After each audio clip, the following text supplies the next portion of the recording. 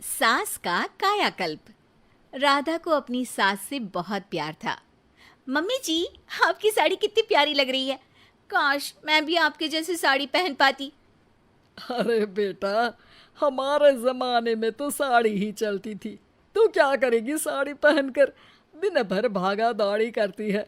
Sari comfortable नहीं feel कराएगी। तू तो ऐसे ही जचती है बेटा। राधा सास को लेकर घूमने जाती, सैर करती और उनसे खूब बातें किया करती थी। एक दिन, अरे राधा और माँ, सुनो, अब हम लोगों को बम्बई चलना पड़ेगा।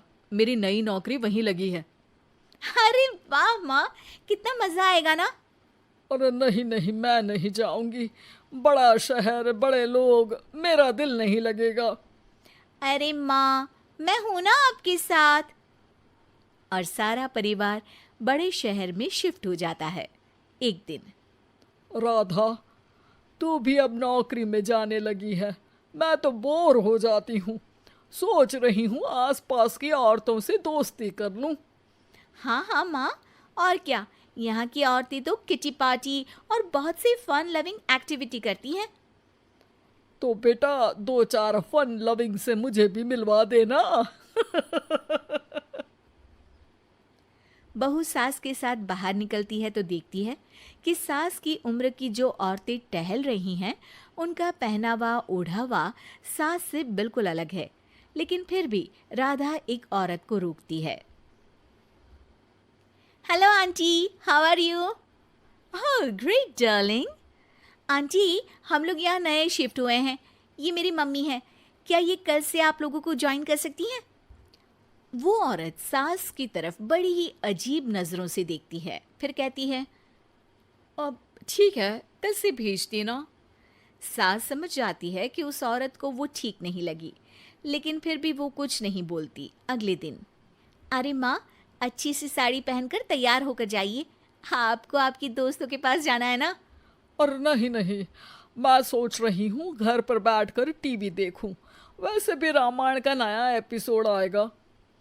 नहीं माँ, आप जाओ ना, लोगों से मिलो, बात करो, अच्छा लगेगा। ना चाहते हुए भी सास उन लोगों के पास जाती है, लेकिन सभी सास से बुरा व्यवहार करते हैं। सास मुंह लटकाकर घर आ जाती है। बहू समझ जाती है कि सास को कुछ हुआ है। वो रोज सास को पार्क में भेजती, लेकिन सास रोज मुंह लटकाकर वापस आ जाती। क्या हुआ माँ, आप बाहर जाकर खुश नहीं होती हैं? अरे बेटा, खुश तो हूँ, लेकिन लेकिन क्या माँ, आपको तो लोगों से मिलना, बातें करना अच्छा लगता था। मैं देख रही हूँ कि आजकल आप बाहर से आती हैं तो परेशान सी दिखती हैं।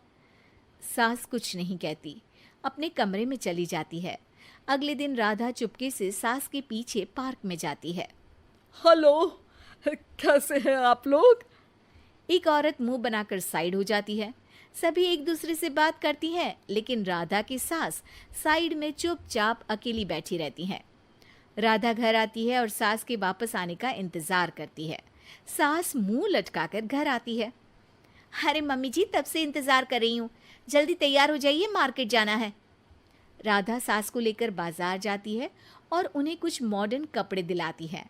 अगले दिन सास उन कपड़ों को पहनकर पार्क में जाती है। Oh my god, you are looking gorgeous. Beautiful top, कहाँ से लिया? हे, मेरे घर में कल किटी है, तुम जरूर आना। अजीब औरतें हो तुम लोग। मैं रोज आती थी, तब तो तुम लोग सीधे मुंह बात भी नहीं करती थी।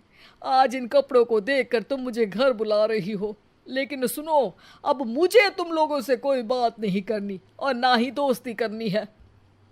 अरे तुम तो बुरा मान गई। वैसे दोस्ती नहीं करनी थी तो ये कायाकल्प क्यों किया? ये मेरी बहू ने किया है। मैं यहाँ सिर्फ ये देखने के लिए आई थी कि तुमको मुझसे समस्या है या मेरे कपड़ों से। कपड़े तो बदले जा सकते हैं। अच्छा चलो, जो भी हो, अब हम लोग तुम्हें अपने साथ रखने को तैयार हैं। लेकिन अब मुझे तुम लोग नहीं पसंद। ये बोलकर राधा की सास वहां से चली जाती है। वाह माँ जी, आज तो आपका चेहरा खिला खिला सा लग रहा है। लगता है आपकी सहेलियों ने आपको अपना लिया। हाँ, वो तो अपनाना ही था। दिखावे वाली जो है वो, मेरे कपड़े बदलते ही उनका दिल बदल गया। लेकिन आज मैं उन्हें मना कर आई, अरे क्यों माँ जी? क्योंकि उन लोगों को मुझसे नहीं मेरे कपड़ों से दोस्ती करनी थी। वैसे मेरे पास तो तू है ना, मेरी प्यारी बहू, मुझे किसी की जरूरत नहीं है। अरे नहीं नहीं माँ जी, आप ऐसा क्यों सोच रही हैं? बेटा ये गलत भी तो नहीं है, जैसा देश वैसा भेष। क्यों? ठीक है ना माँ, अब जब ये हम लोगों का देश है तो क्यों ना हम यहाँ का भेष अपना ले। हाँ हाँ जरूर, मैं तो तैयार हूँ।